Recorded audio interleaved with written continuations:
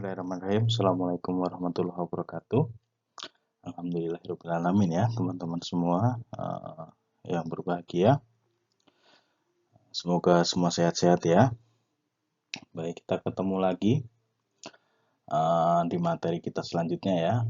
Di mana minggu lalu kita sudah membahas soal laporan realisasi anggaran ya. Nah, kali ini kita akan lebih spesifik masuk ke pembahasan soal akuntansi aset tetap. Ya, tetap ya. Nah, PowerPoint ini saya ambil dari KSAP ya, atau Komite Standar Akuntansi Pemerintahan, saat sosialisasi PP nomor 70 tahun 2010 ya, itu 71 nomor 2010 tentang basis akrual ya di akuntansi pemerintahan, penerapannya itu diatur dalam PP tersebut. Nah, di aset tetap ini cukup dijelaskan cukup detail ya dalam PowerPoint ini, dimana ada 44 slide. Nanti saya akan coba jelaskan secara karena banyak ya, jadi saya highlight saja, nanti teman-teman baca sendiri ya dengan literatur yang ada agar lebih komprehensif gitu ya. Jadi saya mengantarkan, nanti teman-teman menambahkan sendiri gitu ya, biar semakin kaya pengetahuannya, tidak hanya dari saya tapi juga dari sumber-sumber yang lain. Baik, kita lanjut. Nah, ini akan kita bahas, cakupan yang akan kita bahas pada pagi hari ini ya. Di mana ada pertama kita akan membahas soal dasar hukum, definisi serta klasifikasi daripada aset tetap. Ini kita dalam lingkup pemerintahan ya, atau akuntansi pemerintahan. Lalu yang kedua, tentu ketika bicara aset tetap itu tidak lepas dari pengakuan dan pengukurannya. Lalu juga kita akan bahas soal penilaian aset tetap ya. Lalu komponen biayanya apa saja ketika perolehan aset tetap tersebut. Lalu ada perolehan secara gabungan, pertukaran aset, lalu pengeluaran setelah perolehan, penilaian kembali ya. Lalu ada namanya aset donasi, aset bersejarah, aset infrastruktur, dan aset militer. Nah, lalu di poin selanjutnya adalah kasus-kasus kepemilikan tanah dan penyajiannya dalam laporan keuangan. Karena tidak lepas ya pasti pemerintah ada tanah yang memang menjadi milik pemerintah. Lalu ada tanah wakaf, kemudian selanjutnya variasi pencatatan dalam KDP, lalu renovasi, penghentian dan pelepasan aset tetap, dan pengungkapannya terakhir ya. Nah, ini dasar hukum di mana pernyataan aset tetap atau akuntansi tetap itu diatur dalam laporan 1 ya, PP nomor 71 tahun 2010 tentang standar akuntansi pemerintahan. Di mana secara spesifik itu dibahas di PSAP 7 dan PSAP 8 ya, yang menyangkut soal aset tetap. Pertama, PSAP 7 itu berkaitan dengan akuntansi aset tetapnya, lalu di PS 8 itu tentang konstruksi dalam pengerjaan, karena ini berhubungan dengan aset tetap tersebut ya. Lalu ada yang namanya buletin teknis SAP nomor 15 tentang akuntansi aset tetap. Jadi itu dasar hukum atau di mana materi ini disarikan ya, intinya dari situ gitu ya. Nah, secara definisi di mana aset tetap gitu ya adalah aset berwujud yang mempunyai masa manfaat lebih dari 12 bulan ya untuk digunakan dalam kegiatan pemerintah atau dimanfaatkan oleh masyarakat umum. Jadi aset tetap ini bisa disebut sebagai aset tetap itu harus mempunyai manfaat lebih dari 12 bulan. Kemudian aset tetap ini digunakan atau dimanfaatkan oleh pemerintah, di mana digunakan atau dimanfaatkan oleh masyarakat umum ya. Ini banyak fasilitas-fasilitas umum gitu ya, yang dikelola oleh pemerintah, banyak contohnya ya. Kemudian itu mempunyai manfaat lebih dari 12 bulan. Nah, kemudian PSAP 07 ini yang mengatur aset tetap ini tidak diterapkan ke beberapa hal ya.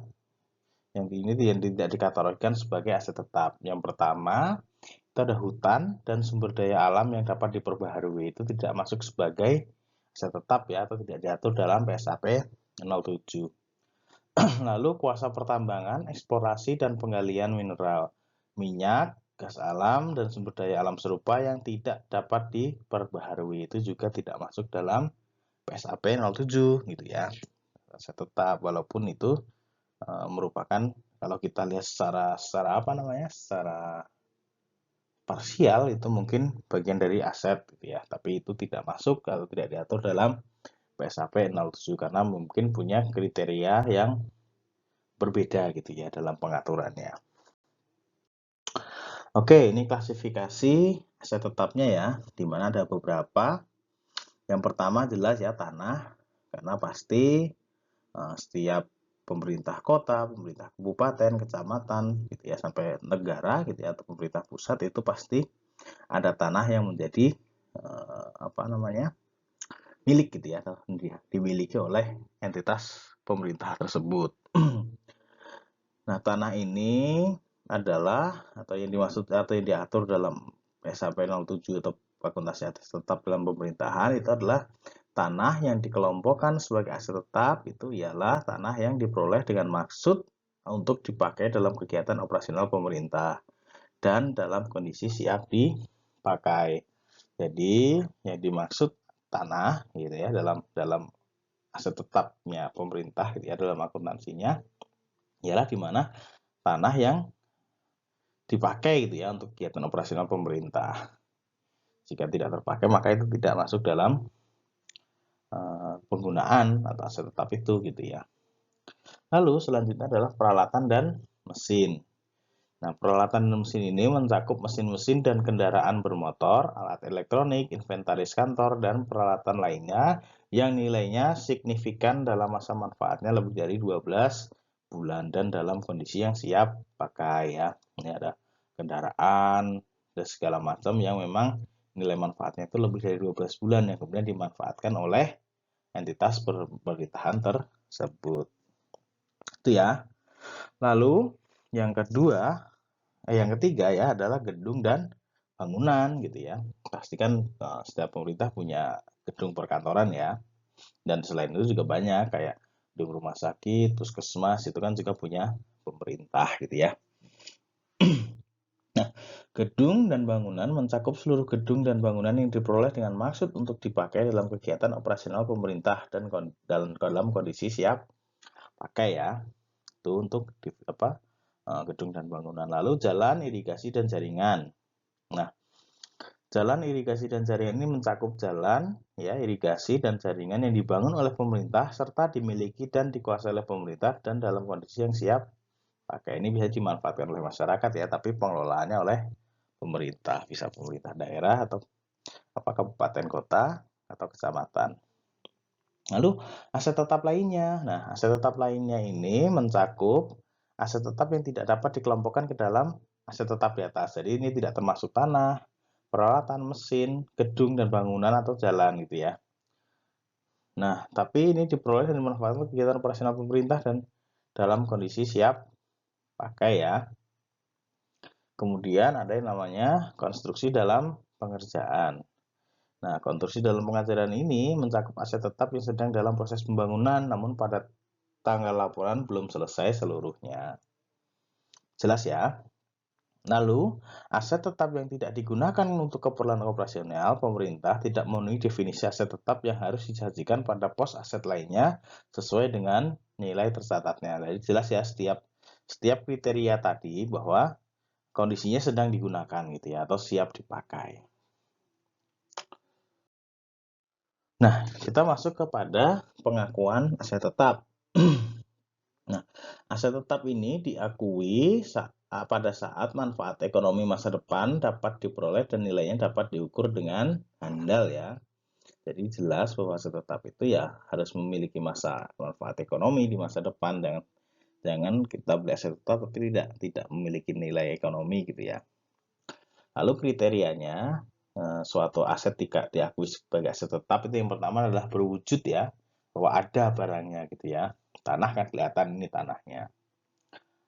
Kemudian mempunyai masa manfaat lebih dari 12 bulan. Kemudian biaya perolehan aset dapat diukur secara andal. Jadi biaya perolehannya itu berapa semua dapat diukur dengan mata uang gitulah istilahnya ya. Lalu tidak dimaksudkan untuk dijual dalam operasi normal entitas. Jadi pembelian itu tidak untuk dijual, tapi untuk dimanfaatkan atau dijadikan sebagai alat operasional. Diperoleh atau dibangun dengan maksud untuk digunakan. Gitu. Jadi memang ya tadi penggunaannya itu kalau aset tetap itu ya. Lalu pengakuan aset tetap akan andal bila aset tetap telah diterima atau diserahkan hak kepemilikannya dan atau pada saat penugasan penguasaannya berpindah. Jadi ketika sudah berpindah maka itu baru bisa diakui gitu ya. Nah, ini pengukurannya. Nah, aset tetap itu dinilai dengan biaya perolehan jelas ya. Biaya perolehannya berapa? Apakah aset itu ada biaya-biaya lain selain harga asetnya? Apakah ada biaya angkut dan segala macam itu masuk dalam biaya perolehan. Lalu aset tetap yang tidak diketahui harga perolehannya disajikan dengan nilai wajar pada saat perolehan. Jelas ya. Nah, ini apa namanya? Pengukurannya ya, di mana aset tetap yang diperoleh dengan pembelian, maka harga biaya perolehannya adalah harga beli ditambah seluruh biaya yang dikeluarkan sampai dengan aset itu siap digunakan atau dipakai. Kemudian aset tetap yang diperoleh dengan membangun sendiri itu ya diperoleh dengan atau dari biaya langsung ya, tenaga kerja dan bahan baku. Lalu biaya tidak langsungnya itu ada biaya perencanaan, pengawasan, perlengkapan, sewa dan sewa peralatan gitu ya. Kemudian jika aset tetap diperoleh dengan cara lain, misalnya hibah, maka itu dihitung dengan nilai tukar aset secara wajar gitu ya. Jadi langsung diperbandingkan atau dilihat harga wajarnya berapa. Paham ya? Nah, ini penilaian awal aset tetap, di mana penilaian awal aset tetap harus diukur berdasarkan biaya perolehan. Nah, biaya perolehan yang tadi ya, yang di mana ketika membeli itu seperti apa tadi kan dijelaskan, kemudian ketika membangun sendiri itu biaya perolehannya terdiri dari apa saja. Nah, bila aset tetap diperoleh dengan tanpa nilai, biaya aset tersebut adalah sebesar nilai wajar pada saat aset tersebut diperoleh. Tadi ya, seperti contohnya ketika hibah, maka ketika kalau hibah kan tidak ada nilai ya, maksudnya kita tidak membeli, pemerintah tidak membeli atau tidak ada biaya yang dikeluarkan oleh pemerintah, maka aset tersebut dinilai dengan nilai wajar pada saat aset tersebut diperoleh gitu ya.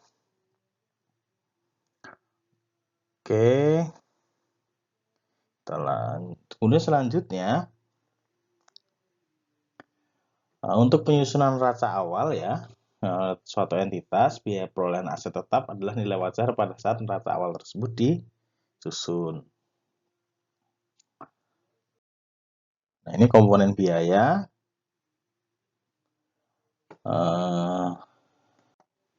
Nah, biaya perolehan ya, suatu aset tetap terdiri dari harga belinya atau konstruksinya, termasuk biaya impor, dan setiap biaya yang dapat diatribusikan secara langsung dan dalam membawa aset tersebut ke kondisi yang membuat aset tersebut dapat bekerja untuk penggunaan yang dimaksudkan. Jadi itu komponen-komponen biayanya. Dia dijelaskan bahwa biaya perolehan itu termasuk semua cost atau semua yang dikeluarkan oleh si pembeli dalam memperoleh aset tersebut sampai dapat digunakan gitu ya. Gampangnya seperti itu. Nah, contoh biaya yang dapat diatribusikan secara langsung itu ada biaya persiapan tempat gitu ya. Jadi ketika membeli aset gitu ya, pemerintah tentu menyiapkan tempatnya terutama untuk aset-aset yang berupa mesin, bahkan mobil pun ketika tidak ada parkir kan mungkin dipersiapkan tempat parkirnya seperti apa. Contoh kecil ya. Lalu biaya pengiriman awal atau initial delivery dan biaya simpan dan bongkar muat atau handling cost. Lalu ada biaya pemasangan jika memang barang tersebut perlu instalasi gitu ya atau perlu dipasang ulang gitu. Nah, kemudian biaya profesional seperti arsitek dan insinyur itu untuk pembangunan gedung dan bangunan gitu ya. Lalu biaya konstruksi. Nah, ini biaya-biaya yang dapat diatribusikan secara langsung. Lalu selanjutnya, biaya administrasi dan biaya umum lainnya bukan merupakan suatu komponen biaya aset tetap sepanjang biaya tersebut tidak dapat diatribusikan secara langsung pada biaya perolehan aset atau membawa aset ke kondisi kerjanya gitu ya. Lalu yang selanjutnya adalah biaya permulaan atau startup cost gitu ya, di mana dan praproduksi. Jadi biaya permulaan itu biaya praproduksi ya. Tidak merupakan bagian dari biaya suatu aset kecuali biaya tersebut perlu untuk membawa aset ke kondisi kerjanya. Jadi dilihat apakah aset itu langsung berpengaruh pada pengerjaannya gitu ya. Nah, ini komponen-komponen biaya dari masing-masing aset yang tadi sudah dijabarkan ya. Di mana yang pertama, tanah ya. Tanah ini diakui pertama kali sebesar biaya perolehan. Jadi biaya pembeliannya berapa gitu ya. Dan biaya-biaya lain di belakangnya kayak pengurusan sertifikat gitu ya. Lalu biaya perolehan mencakup nih, ada harga pembelian, biaya pembebasan tanah ya, biaya dikeluarkan dalam rangka memperoleh hak, biaya pematangan, penimbunan, dan biaya lainnya yang dikeluarkan maupun yang masih harus dikeluarkan sampai tanah tersebut siap pakai. Nilai tanah juga meliputi nilai bangunan tua yang terletak pada tanah yang dibeli tersebut jika bangunan tersebut dimaksudkan untuk dimusnahkan. Oke, selanjutnya adalah peralatan dan mesin. Nah, biaya perolehan peralatan dan mesin ini menggambarkan jumlah pengeluaran yang telah dan masih harus dilakukan untuk memperoleh peralatan dan mesin tersebut sampai siap pakai. Nah, biaya perolehannya meliputi harga pembelian, biaya pengangkutan, biaya instalasi ya, karena tidak semua mesin itu ketika datang siap pakai, kadang harus dipasang dulu atau diinstal dulu gitu ya. Di assemble lah ya, sampai dia siap digunakan. Serta biaya langsung lainnya untuk memperoleh dan mempersiapkan sampai peralatan dan mesin tersebut siap untuk digunakan. Lalu selanjutnya adalah gedung dan bangunan, di mana biaya perolehan gedung dan bangunan itu menggambarkan seluruh biaya yang dikeluarkan dan yang masih harus dikeluarkan untuk memperoleh gedung dan bangunan tersebut ya sampai siap pakai. Nah, ini biaya perolehannya meliputi harga pembelian, biaya konstruksi, biaya pengurusan IMB, notaris, dan pajak. Ya, lalu ada jalan dan irigasi jaringan. Ini biaya perolehan menggambarkan seluruh biaya yang dikeluarkan ya, yang masih harus dikeluarkan sama, dimana untuk mendapatkan atau si jalan atau fasilitas ini bisa digunakan sampai siap pakai gitu ya. Nah, biayanya ya macam-macam ya, ada biaya perolehan, konstruksi, biaya sampai jalan, irigasi jalan itu dapat dipakai. Jadi intinya ialah semua biaya ya yang baik yang sudah dikeluarkan apa yang belum tapi akan dikeluarkan gitu ya, sampai si fasilitas atau fasilitas ini bisa dipakai atau dirasakan manfaatnya. Lalu aset tetap lainnya, ini biaya perolehan aset tetap lainnya menggambarkan seluruh biaya yang dikeluarkan ya, sama tadi ya, seluruh biaya yang harus dikeluarkan atau memang yang sampai si aset tersebut bisa digunakan gitu ya. Semua komponen biayanya maka diakui. Nah, ini perolehan secara gabungan. Ya, biaya perolehan dari masing-masing aset tetap yang diperoleh secara gabungan ditentukan dengan mengalokasikan harga gabungan tersebut berdasarkan perbandingan nilai wajar masing-masing aset yang bersangkutan gitu ya. Ini pertukaran aset gitu ya. Yang pertama, biaya suatu aset tetap yang diperoleh melalui pertukaran yang tidak serupa atau aset lainnya diukur berdasarkan nilai wajar aset yang diperoleh, yaitu nilai ekuivalen atas nilai yang tercatat aset yang dilepas setelah disesuaikan setiap jumlah kas atau setara kas dan kewajiban lain yang ditransfer atau diserahkan. Jadi untuk pertukaran aset ya. Nah, kemudian yang itu tadi yang tidak serupa ya. Jadi diukurnya dengan nilai wajar ditambah dengan atau dikurang dengan depresiasi ya, disesuaikan ya, atau dengan saat aset dilepas. Jadi perbandingannya tetap dengan nilai wajar daripada si nilai aset tersebut. Nah, suatu aset tetap dapat diperoleh melalui pertukaran atas aset yang serupa ya, ini ya serupa, yang memiliki manfaat yang serupa dan memiliki nilai wajar yang serupa. Suatu aset tetap juga dapat dilepas dalam pertukaran dengan kepemilikan aset yang serupa. Dalam keadaan tersebut tidak ada keuntungan dan kerugian yang diakui dalam transaksi ini. Biaya aset yang baru diperoleh dicatat sebesar nilai tercatat atau carrying amount atas aset yang dilepas. Jelas ya? Ini pengeluaran setelah perolehan ya, di mana pengeluaran setelah perolehan awal soal aset tetap yang memperpanjang masa manfaat atau yang kemungkinan besar memberi manfaat ekonomi di masa yang akan datang dalam bentuk kapasitas, mutu produksi, dan peningkatan standar kinerja harus ditambahkan pada nilai tercatat aset yang bersangkutan. Jadi ini ketika sudah diperoleh, tapi di masa yang akan datang itu masih perlu peningkatan ya, maka itu termasuk menjadi pengeluaran setelah perolehan gitu ya. Nah, jadi ditambahkan pada nilai tercatat aset yang bersangkutan. Pengeluaran tersebut dapat dikategorikan sebagai belanja modal jika memenuhi persyaratan ya. Ini pengeluaran tersebut mengakibatkan bertambahnya masa manfaat, kapasitas, kualitas, dan volume aset yang telah dimiliki. Jadi pengeluaran-pengeluaran yang dilakukan tersebut gitu ya, jika itu mampu, misalnya mesin gitu ya, kan setiap misalnya beberapa ini kan perlu ditambah ya kapasitasnya, misalnya apa diperbaiki agar tujuannya adalah dia menambah masa manfaat ya, kapasitas dan kualitas. Maka itu tadi disebut sebagai belanja modal gitu ya, atau dikategorikan sebagai belanja modal. Dan pengeluaran tersebut memenuhi batasan minimal nilai kapitalisasi aset tetap dan atau aset lainnya. Jelas ya? Jadi dalam nilai satu aset itu kan tidak hanya pada saat diperoleh, tapi pada masa mendatang ketika aset itu digunakan itu kan akan ada penambahan tadi, maksudnya untuk entah itu dimodifikasi atau ditambah kapasitas dari aset tersebut. Karena misalnya tadi saya kasih contoh mesin ya, ketika dalam perjalanan mesin itu ternyata diperbaiki sehingga secara manfaatnya lebih bertambah gitu ya, kapasitasnya juga lebih besar, maka itu yang disebut dapat dikategorikan sebagai belanja modal ini gitu ya. Kemudian penilaian kembali atau revaluation ya, di mana penilaian kembali atau revaluasi aset tetap pada umumnya tidak diperkenankan karena SAP menganut penilaian aset berdasarkan biaya perolehan atau biaya harga pertukaran.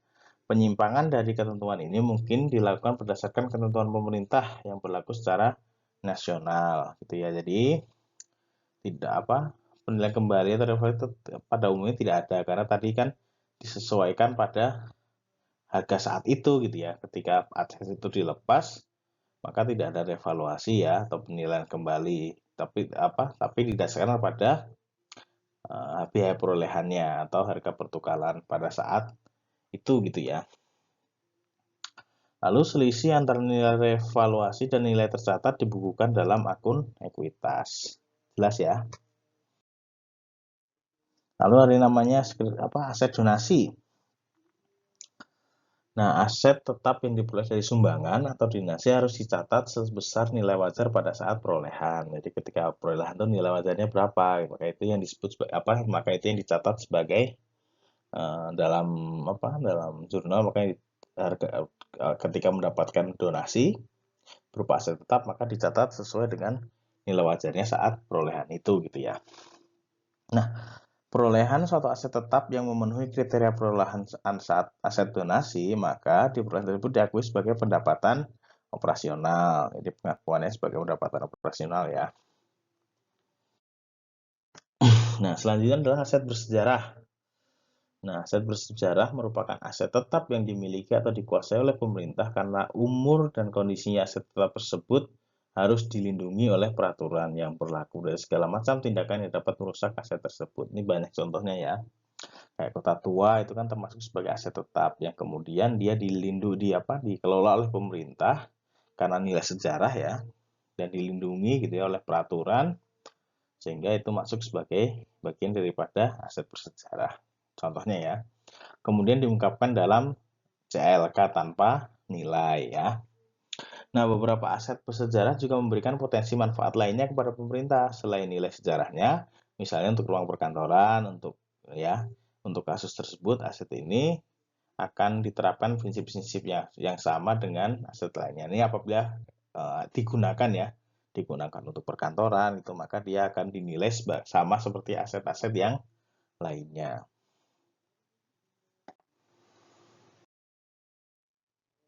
Nah, selanjutnya adalah aset infrastruktur ya. Ini karakteristiknya ialah ini merupakan bagian atau satu sistem atau jaringan ya. Banyak kayak infrastruktur itu ya jalan gitu ya, jalan raya. Kemudian sifatnya khusus dan tidak ada alternatif lain penggunaannya. Jadi ini memang ya kalau dibilang ini jalan ya hanya untuk jalan, tidak untuk yang lain gitu ya. Kemudian tidak dapat dipindah-pindahkan dan tidak terdapat batasan-batasan untuk pelepasannya. Nah, aset infrastruktur ini memenuhi definisi tetap dan harus diperlakukan sesuai dengan prinsip-prinsip yang ada di BSAP nomor 7 ya. Jadi tetap perlakuannya menurut BSAP nomor 7. Nah, contoh dari aset infrastruktur ini adalah jaringan ya, jalan, jembatan, sistem pembuangan dan jaringan komunikasi. Lalu selanjutnya adalah peralatan militer ya, baik yang umum maupun yang khusus. Ini memenuhi aset tetap atau memenuhi sebagai atau bisa dikatakan sebagai aset tetap dan harus tetap diperlakukan sesuai dengan prinsip-prinsip yang ada dalam PSAP nomor 7. Nah, ini kasus-kasus kepemilikan tanah dan penyajiannya dalam laporan keuangan. Yang pertama, ini dikuasai dan atau digunakan oleh pemerintah, namun belum ada bukti kepemilikan yang sah. Maka tanah tersebut tetap harus dicatat dan disajikan sebagai aset tetap tanah pada neraca pemerintah. Karena apa? Karena dia digunakan. Jadi tetap ketika dia digunakan oleh pemerintah, dia tetap harus dicatat dalam neraca gitu ya. Lalu diungkapkan secara memadai dalam CL karena dijelaskan soal kepemilikannya tadi di catatan atas laporan keuangan. Lalu yang kedua adalah tanah yang dimiliki oleh pemerintah namun dikuasai dan atau digunakan oleh pihak lain, gitu ya. Kemudian bagaimana gitu ya penyajiannya? Nah, tanah tersebut tetap harus dicatat dan disajikan sebagai aset tetap tanah pada neraca pemerintah. Nanti dijelaskan kembali di CALK karena ini tadi prinsipnya adalah ketika aset tetap itu digunakan maka tetap harus dilaporkan dalam neraca ya atau dalam laporan keuangan pemerintah. Oke, tanah yang dimiliki oleh suatu entitas pemerintah namun dikuasai dan atau digunakan oleh entitas pemerintah yang lain. Jadi ini pemerintah Kabupaten A gitu ya punya tanah, tapi kemudian dimanfaatkan oleh pemerintah Kabupaten B gitu ya. Maka dicatat dan disajikan pada neraca entitas pemerintah yang mempunyai bukti kepemilikan serta diungkapkan dalam CLK tetap yang mengungkapkan atau yang menyajikan yang melaporkan itu adalah si yang punya kepemilikan hak bukti kepemilikan atas tanah tersebut gitu ya. Lalu entitas pemerintah yang menguasai atau menggunakan tanah cukup mengungkapkan tanah tersebut dalam CLK. Jadi si yang mengelola kabupaten yang mengelola bukan yang memiliki ya itu cukup mengungkapkan tanah tersebut dalam catatan atas laporan keuangan gitu ya. Lalu selanjutnya perlakuan tanah yang masih dalam sengketa atau proses pengadilan itu menggunakan poin nomor 1 dan nomor 2 ya. Ini tanah wakaf. Tanah yang digunakan atau yang dipakai oleh instansi pemerintah yang berstatus tanah wakaf tidak disajikan dan dilaporkan sebagai aset tetap tanah pada neraca pemerintah, melainkan cukup diungkapkan secara memadai dalam CLK. Ini kan banyak ya tanah, terutama tanah pemakaman itu kan banyak tanah wakaf ya. Nah, maka dia tidak diungkapkan ya dalam atau tidak disajikan dalam neraca ya, tapi diungkapkan secara memadai pada catatan atas laporan keuangan atau CALK. Ini variasi pencatatan pada penyelesaian KDP ya. Dimana ketika pengakuan aset ketika sudah selesai, sudah diperoleh, kemudian berita acara penyelesaian sudah diperoleh, pemanfaatan aset sudah dimanfaatkan, maka dia disebut sebagai aset tetap ya. Kemudian ketika selesai tapi belum dimanfaatkan, sudah diperoleh ya, dia tetap aset tetap. Ini selesai, belum diperoleh maka sebutnya KDP ya, konstruksi dalam pengerjaan ya. Terus seterusnya ya. Nah, ini renovasi aset tetap. renovasi aset tetap milik sendiri. Yang pertama ya, merupakan perbaikan aset tetap yang di lingkungan satuan kerja yang memenuhi nilai kapitalisasi ya. Ini perlakuannya ya, lalu dicatat sebagai penambah nilai perolehan aset tetap terkait. Jadi ketika direnovasi maka otomatis dia menambah nilai ya, nilai perolehan daripada aset tersebut. Lalu apabila sampai pada tahap pelaporan renovasi tersebut belum selesai dikerjakan gitu ya, atau sudah selesai pengerjaannya namun belum diserah terimakan, maka dicatat sebagai konstruksi dalam pengerjaan ini untuk renovasi ya aset tetap milik sendiri. Lalu renovasi aset tetap yang bukan milik sendiri dan tapi masih dalam lingkup entitas pelaporan. Jadi ini asetnya bukan milik pemerintah atau entitas pemerintah, tapi ruang lingkupnya ada di entitas pemerintah tersebut gitu ya. Maka perlakuannya ialah apabila renovasi tersebut selesai sebelum tanggal pelaporan akan dibukukan sebagai aset tetap lainnya atau aset renovasi dan disajikan di neraca sebagai kelompok aset tetap. Nah, apabila sampai tanggal pelaporan renovasi tersebut belum selesai dikerjakan atau sudah selesai pengerjaannya namun belum diserah terimakan, maka dicatat sebagai KDP atau konstruksi dalam pengerjaan ya. Pada tahun anggaran, aset renovasi ini seyogyanya diserahkan kepada pemilik. Jelas ya? Lalu selanjutnya renovasi aset tetap bukan milik ya. Ini tadi kan milik tapi dalam lingkup entitas, tapi ini di luar lingkup entitas. Nah, maka apabila sudah selesai ya, sebelum tanggal pelaporan akan dibukukan ya sebagai aset tetap lainnya atau aset renovasi dan disajikan di neraca sebagai kelompok aset tetap. Apabila sampai sama ya, ini belum selesai dan belum serah terimakan maka disebut sebagai KDP. Nah, pada masa akhir perjanjian pinjam pakai atau sewa, aset renovasi ini seyogyanya diserahkan kepada pemilik. Nah, lanjut ke pelepasan dan perhentian dan pelepasan. Nah, ini penghentian penggunaan aset tetap itu aset tetap yang dihentikan dari penggunaan aktif. Jadi ini sudah misalnya punya aset tetap ya, sudah kemudian diberhentikan tidak digunakan lagi. Nah, pemerintah tidak memenuhi definisi aset tetap dan harus dipindahkan ke pos aset lainnya sesuai dengan nilai tercatatnya. Jadi sudah tidak aktif ya atau sudah tidak digunakan lagi aset tersebut. Jadi ini tidak lagi memenuhi definisi aset tetap gitu ya dan harus dipindahkan ke pos aset lainnya sesuai dengan nilai tercatatnya gitu ya.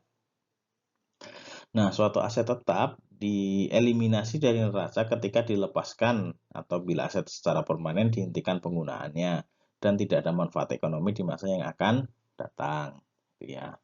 Jadi dieliminasi, tidak di laporan keuangan juga sudah dihilangkan gitu ya ketika aset tersebut memang sudah tidak digunakan atau memang sudah tidak memiliki manfaat ekonomi gitu ya. Lalu aset tetap yang secara permanen dihentikan atau dilepas harus dieliminasi dari neraca dan diungkapkan dalam catatan atas laporan keuangan. Nah, ini contoh penghentian aset tetap ya, nanti dibaca sendiri ya. Ini banyak contohnya, silahkan dipelajari sendiri. Ini penghentian pelepasan. Nah, pelepasan aset tetap di lingkungan pemerintah lazim disebut sebagai pemindah tanganan sesuai dengan ketentuan perundang-undangan di bidang pengelolaan BUMN dan BUMD. Pemerintah dapat melakukan pemindah tanganan BUMN dan BUMD ya, yang di dalamnya termasuk aset tetap dengan cara dijual, dipertukarkan, dihibahkan atau dijadikan penyertaan modal negara atau daerah.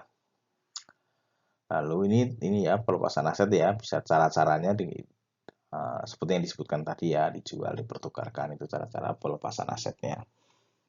Nah, apabila suatu aset tetap dilepaskan karena dipindah tangankan, maka aset tetap yang bersangkutan harus dikeluarkan dari neraca gitu ya.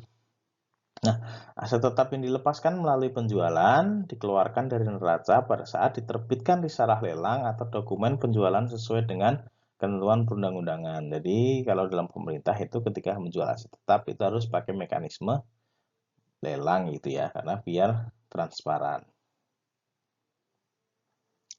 Lalu aset tetap yang dihibahkan atau dikeluarkan dari neraca pada saat telah diterbitkan berita acara serah terima hibah oleh entitas sebagai tindak lanjut persetujuan hibah ini apabila dihibahkan gitu ya.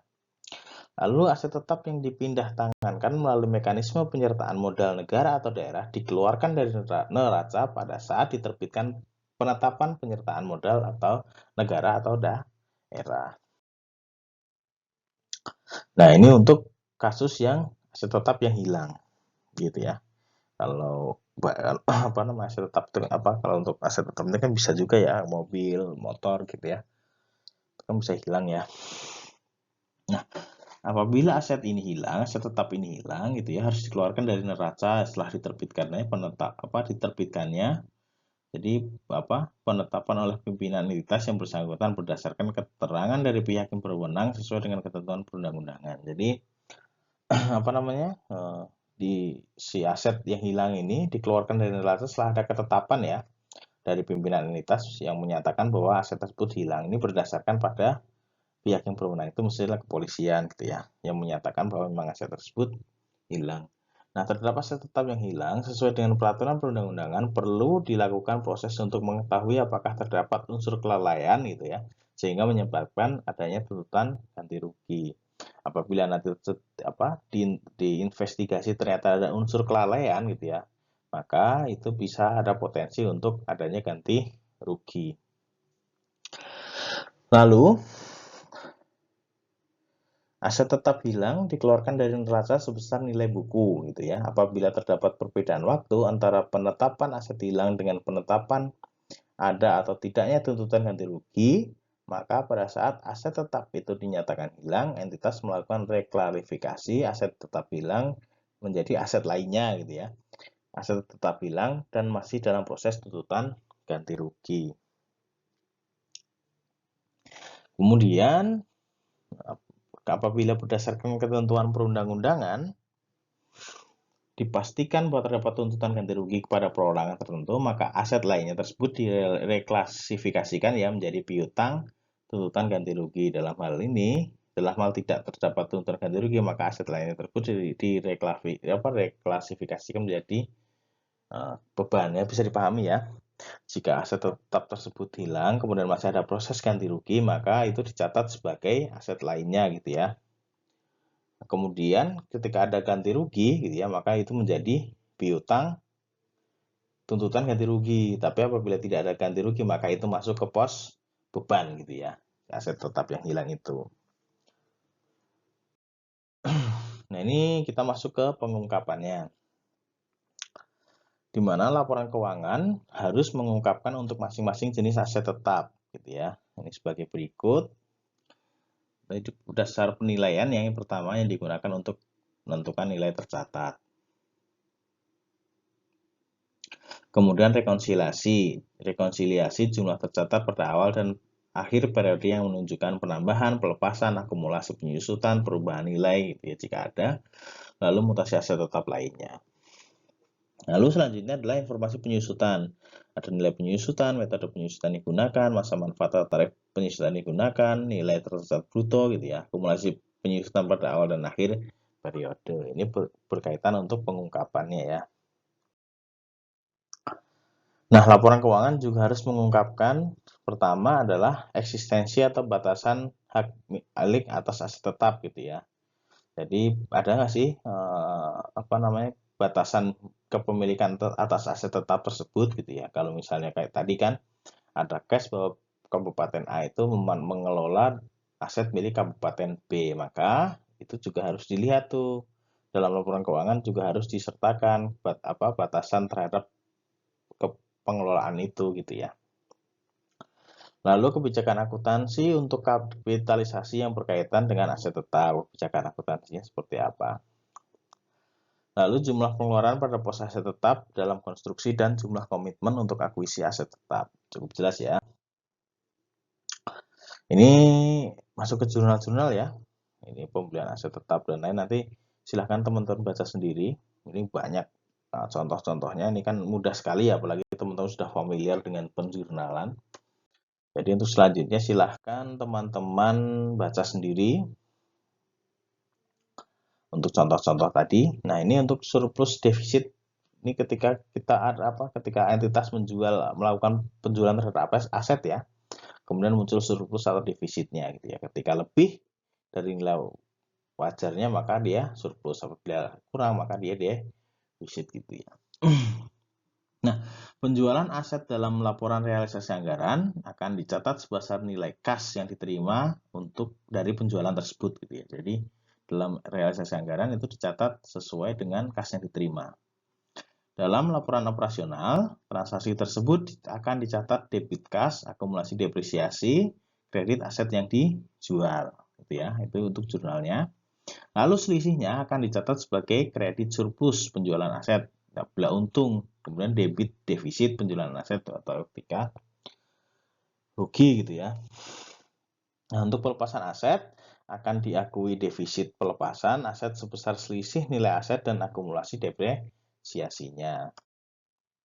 Nah, ini contohnya, silahkan nanti dibaca sendiri, penjualan aset. Nah, banyak ya. Nah, ini biaya penyusutan ya. Untuk penyusutan secara definisi ya teman-teman mungkin sudah sangat hafal ya, di mana adalah alokasi biaya yang dikeluarkan ketika menggunakan aset tersebut. Nah, penyesuaian nilai akibat pemanfaatan dari suatu aset. Jadi setiap aset itu kan setiap tahun pasti tidak sama ketika kita beli ya, pasti ada penurunan. Nah, penyusutan yang digunakan itu ada garis lurus, saldo ganda dan unit produksi ya, sama dengan akuntansi pada umumnya. Di mana akumulasi penyusutan ini disajikan sebagai pengurang aset di neraca, jelas ya. Kemudian beban penyusutan identik dengan beban pemakaian aset tetap, lalu beban penyusutan juga beban LO tidak ada dalam LRA gitu ya. Kemudian rekonsiliasi, di mana kenaikan akumulasi penyusutan itu sama dengan beban penyusutan jika dalam periode tersebut tidak terdapat penjualan atau pelepasan aset. Gitu ya, ini rekonsiliasi datanya. Lalu beban depresiasi itu adalah akumulasi penyusutan akhir periode dikurang akumulasi penyusutan awal periode ditambah akumulasi penyusutan barang yang terjual. Ini untuk rekonsiliasi data aset tetap ya. Dalam akrual, aset tetap akan dicatat dalam LRA sebagai belanja modal dan akan dicatat dalam siklus akuntansi sebagai penambah aset tetap ya. Kemudian di akhir periode harus dilakukan rekonsiliasi. Nih, aset tetap di akhir periode, aset tetap awal ditambah penambahan ya jika ada tadi renovasi, kemudian modifikasi terhadap aset tersebut agar menambah manfaat, maka itu dicatat sebagai penambahan. Nah, ini tadi menjadi penambahan ya, pembelian atau belanja modal tadi saya jelaskan, apakah ada belanja modal itu berkaitan dengan agar aset tersebut bisa menambah nilai manfaatnya gitu ya. Lalu tambah hibah aset dari pihak lain jika ada. Lalu pengurangan ya, penjualan aset tetap gitu ya. Ini kan tadi aset tetap akhir ketika penambahan maka ditambahkan. Nah, melihat dari pengurangan maka pengurangan tersebut itu terdiri dari ini ya, penjualan aset tetap dihibahkan pada pihak lain dan aset yang dihapuskan. Jadi ini menjadi pengurangan aset ya. Nah, ini penambahan aset nih. Ada belanja modal, hibah itu kan menambah asetnya. Nah, ketika untuk pengurangan itu ya ketika aset tersebut ada yang dijual, kemudian ada yang dihibahkan kepada pihak lain, kemudian ada yang dihapuskan ketika ada aset yang hilang. Nah, jika terjadi penjualan aset harus dihitung keuntungan atau kerugian penjualan aset, di mana harga jual aset dikurang harga perolehan aset yang dijual dikurang akumulasi depresiasi yang telah diakui, gitu ya. Jika aset dihapuskan, juga harus dihitung keuntungan kerugiannya. Jika nilai aset yang dihapuskan tidak nol, maka akan muncul kerugian. Nah, selanjutnya adalah biaya penyisihan piutang ya. Di mana penyisihan piutang adalah penyisihan atas jumlah piutang yang kemungkinan tidak tertagih di masa depan. Jadi ini piutang tertagih ya, yang kemungkinan tidak bisa ditagih di masa yang akan datang. Nah, aset merupakan manfaat masa depan yang mengalir ke entitas, sehingga jika piutang kemungkinan tidak dapat ditagih akan dilakukan penyisihan. Besarnya piutang ditetapkan dalam kebijakan akuntansi yang mengacu pada regulasi yang ada. Jadi jelas kalau dalam pemerintah tetap acuannya adalah regulasi ya. Nah, selanjutnya adalah penyisian piutang hanya membuat gitu ya nilai aset agar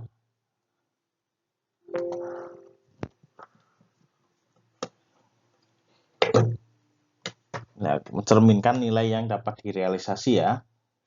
Namun entitas tetap berupaya untuk melakukan penagihan atas piutang yang telah disisihkan. Jadi walaupun sudah disisihkan, entitas tetap harus melakukan penagihan gitu ya.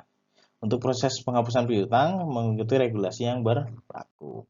Nah, ini dia ilustrasinya, nanti dibelajar sendiri ya. Oke, mungkin itu waktunya sudah 45 menit ya, ternyata nggak berat, terasa. Padahal saya udah coba cepet-cepet, ternyata durasinya panjang juga gitu ya. Sebenarnya saya untuk video tuh kalau bisa tidak tidak lebih dari 30 menit karena akan menjaga konsentrasi teman-teman ya. Kalau video sudah terlalu panjang itu otomatis konsentrasi teman-teman juga sudah buyar gitu ya. Makanya saya coba sepadat mungkin tapi ternyata tidak bisa juga gitu ya. Sampai 45 menit. Karena memang materinya agak cukup lumayan. Oke. Cukup dari saya ya. Sekian. Terima kasih ya atas atensinya teman-teman. Dan mohon maaf bila ada kekurangan. Nah, kekurangan dari saya silahkan dilengkapi oleh teman-teman sendiri dengan banyak membaca literatur gitu ya. Jadi silahkan disempurnakan. Saya hanya mengantarkan gitu ya teman-teman yang harus mencari sendiri. Oke, sekian dari saya. Terima kasih. Bila bisa bilhaq, fastabikul khairat. Assalamualaikum warahmatullahi wabarakatuh.